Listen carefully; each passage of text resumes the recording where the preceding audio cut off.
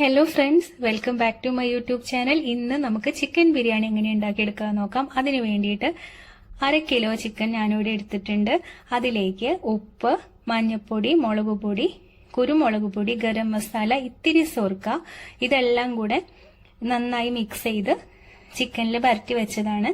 ഒരു 3-4 മണിക്കൂർ മുന്നേ നമ്മൾ ചിക്കനിൽ ഇത് പരട്ടി വെച്ച് ഫ്രിഡ്ജിൽ വെച്ചിട്ട് ഉണ്ടാക്കിയെടുക്കുമ്പോൾ ബിരിയാണിക്ക് നല്ല ടേസ്റ്റ് ഉണ്ടായിരിക്കും. ഇനി ചിക്കൻ ഒന്ന് വറുത്തെടുക്കാം.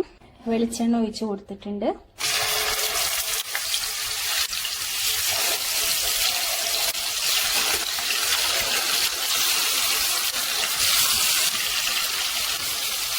നമുക്കിതൊന്ന് മറിച്ചിടാം.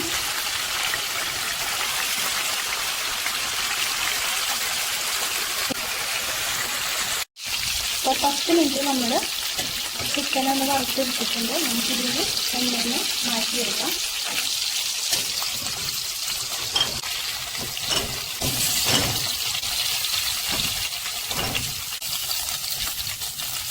നമുക്ക് ഈ വെളിച്ചെണ്ണയിൽ സവാളയും അണ്ടിപ്പരിപ്പും മുന്തിരിയും വറുത്തെടുക്കാം.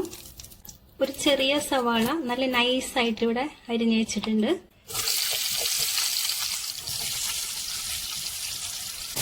മീഡിയം ഫ്ലെയിമിൽ വേണം ഈ സമയത്ത് നമ്മൾ തീ വയ്ക്കാൻ വേണ്ടിയിട്ട്. സവാള ഇപ്പോൾ ഒരു 80% റെഡി ആയിട്ടുണ്ട്.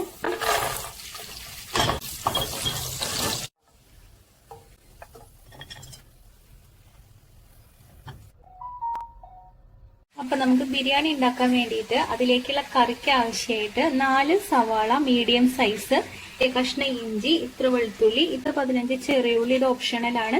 അപ്പൊ ഇതൊക്കെ നമുക്കൊന്ന് ഈ 3 ഐറ്റംസും ഒന്ന് ചതച്ചെടുക്കാം.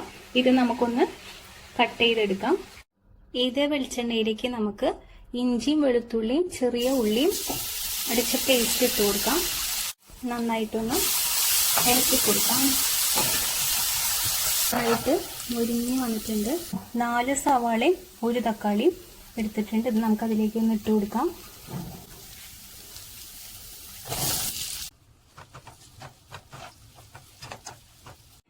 സവാള വഴറ്റാൻ വെച്ചിട്ട് 10-15 മിനിറ്റ് ആയിട്ടുണ്ട്. ലോ ഫ്ലെയിമിലാണ് വെച്ചിരുന്നത്. നമുക്കതൊന്ന് ചെക്ക് ചെയ്ത് നോക്കാം. 80%ഓളം വഴണ്ടി വന്നിട്ടുണ്ട്. അപ്പൊ നമുക്ക് തക്കാളി ഇട്ട് കൊടുക്കാം.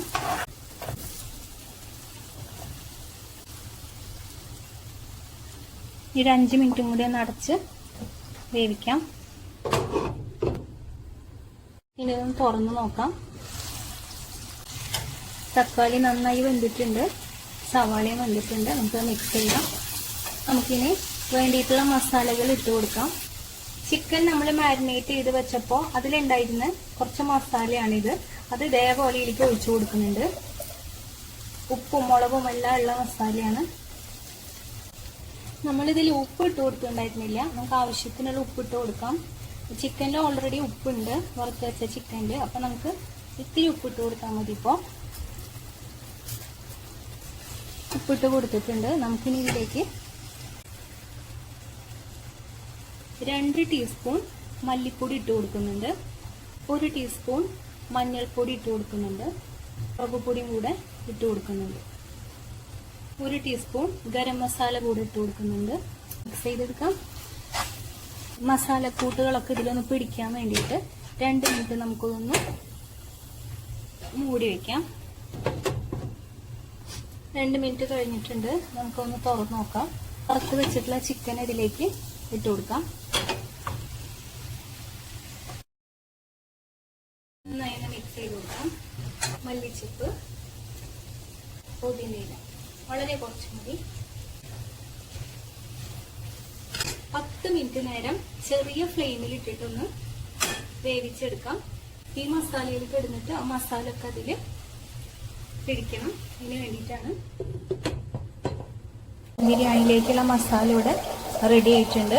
നമുക്കിനി അടുപ്പ് ഓഫ് ചെയ്ത് മാറ്റി വയ്ക്കാം. അപ്പൊ നമുക്ക് അരി അളന്നെടുക്കാം. ഞാനിവിടെ ബർദമാൻ റോസ് ബ്രാൻഡിന്റെ ജീരകശാല കൈമ റൈസ് ആണ് യൂസ് ചെയ്യുന്നത്. നമ്മൾ ഈ കപ്പിലാണ് അളന്നെടുക്കുന്നത്. 2 കപ്പ് അരി ഞാൻ എടുക്കുന്നുണ്ട്.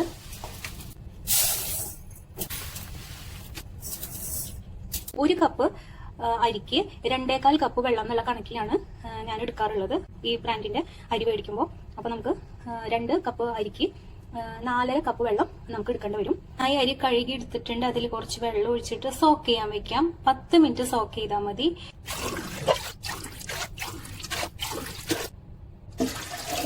4.5 കപ്പ് വെള്ളം എടുത്തിട്ടുണ്ട്. നമുക്കൊന്ന് തിളപ്പിക്കാൻ വെക്കാം. നമ്മളുടെ വെള്ളം ഇപ്പൊ നന്നായി തിളയ്ക്കുന്നുണ്ട്. ഇതിലേക്ക് ആവശ്യത്തിനുള്ള ഉപ്പ് ഇട്ട് കൊടുക്കുന്നുണ്ട്. കല്ലുപ്പാണ് ഇടുന്നത്. 2 ബേ ലീഫ് ഇട്ട് കൊടുക്കുന്നുണ്ട്. 4 ഏലക്ക ചതച്ചത് ഇട്ട് കൊടുക്കുന്നുണ്ട്. 1 കഷ്ണം കറുകപ്പട്ട ഇട്ട് കൊടുക്കുന്നുണ്ട്. കുരുമുളക് ഇട്ട് കൊടുക്കുന്നുണ്ട്. ഗ്രാമ്പു ഇട്ട് കൊടുക്കുന്നുണ്ട്. 1 കഷ്ണം ക്യാരറ്റ് ചെറുതാക്കി അരിഞ്ഞത് ഇട്ട് കൊടുക്കുന്നുണ്ട്. കഴുകി ഊറ്റിയെടുത്ത അരി നമുക്ക് ഇതിലേക്ക് ഇട്ട് കൊടുക്കാം. 1 ലെമൺ പിഴിഞ്ഞൊഴിക്കാം.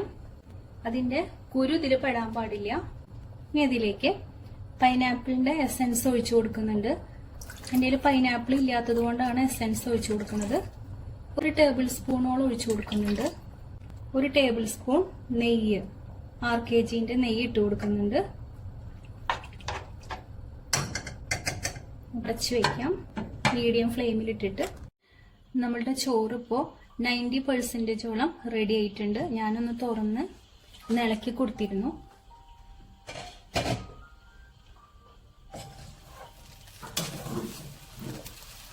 നമ്മൾ ഒഴിച്ച വെള്ളം കറക്റ്റ് ആയിരുന്നു.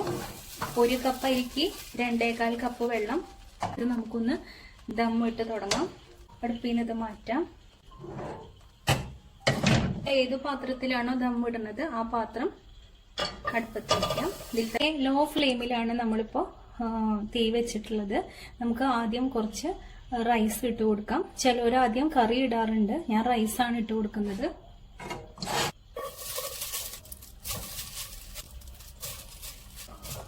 ഇത് മുന്തിരിയും അണ്ടിപ്പരിപ്പും സവാളയും ഒക്കെ വറുത്ത കൂട്ട് കുറച്ചിട്ട് കൊടുക്കുക.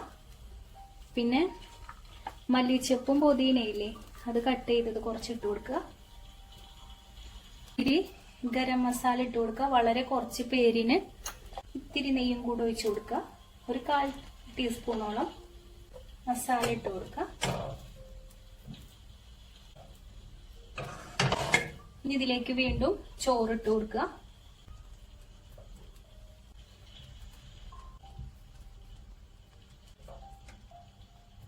പ്രോസസ് തന്നെ വീണ്ടും ചെയ്യാം.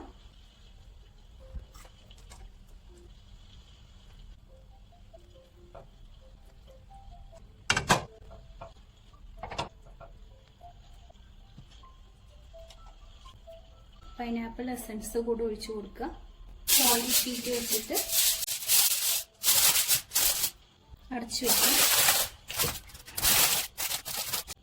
ഇതൊരു 5 മിനിറ്റ് അല്ലെങ്കിൽ 10 മിനിറ്റ് മീഡിയം ഫ്ലെയിമിൽ ഇരുന്നിട്ട് നമുക്ക് ഓഫ് ചെയ്ത് പിന്നെ നമുക്ക് സെർവ് ചെയ്യാം. അപ്പോഴേക്കും ദം ആയിട്ടുണ്ടാവും.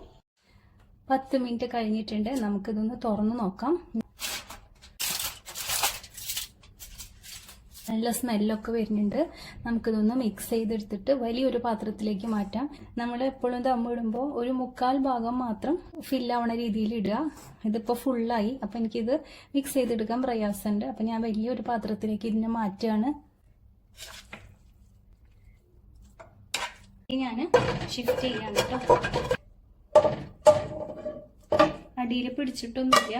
കണ്ടില്ലേ പാത്രം അടിയിൽ പിടിച്ചിട്ടൊന്നുമില്ല കേട്ടോ. ചോറൊക്കെ കറക്റ്റ് വേഗമാണ്. അതൊക്കെ കറക്റ്റ് ആയിട്ടുണ്ട്. ഇതിനെ സെർവ് ചെയ്ത് തുടങ്ങാം.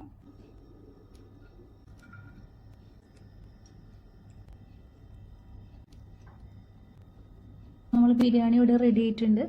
ഈ വീഡിയോ ഇഷ്ടപ്പെട്ടെങ്കിൽ സബ്സ്ക്രൈബ് ചെയ്ത് സപ്പോർട്ട് ചെയ്യണം. അപ്പോൾ അടുത്ത വീഡിയോയിൽ വരാം. ബൈ. Thank you.